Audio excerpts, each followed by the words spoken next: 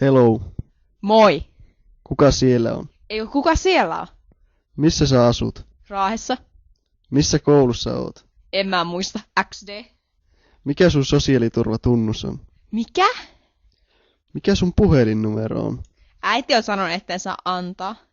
Mutta minähän olen ihan harmiton ja kiltti. En käyttäisi tietojasi mitenkään väärin, hymynaama. Okei, hyvä. Se on 050 577 8474.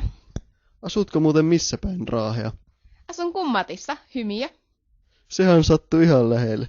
Ehkä voitais nähdä joku päivä.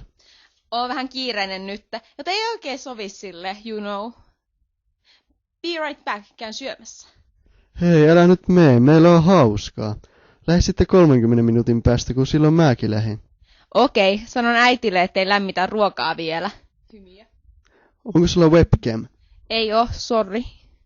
Voi harmi, oisin halunnut nähdä kuka oot. Mitä sulla on päällä? Eikä mulla mitään erikoista, paita ja housut. Mulla ei ole mitään päällä. Eiks tänään oo aika kylmä? Miten nää tarkenet? On sisällä. Saitko sen viestin, minkä lähetin sun kännyyn? Jätä mut rauhaa, hullu. Saatan lähetellä sulle viestiä ja kysellä, mitä sulle kuuluu, en muuta. No sun viestissä sanoo muuta. Saisinko sun sähköpostin vielä, niin ollaan sujut, niin en lähettele viestiä enää.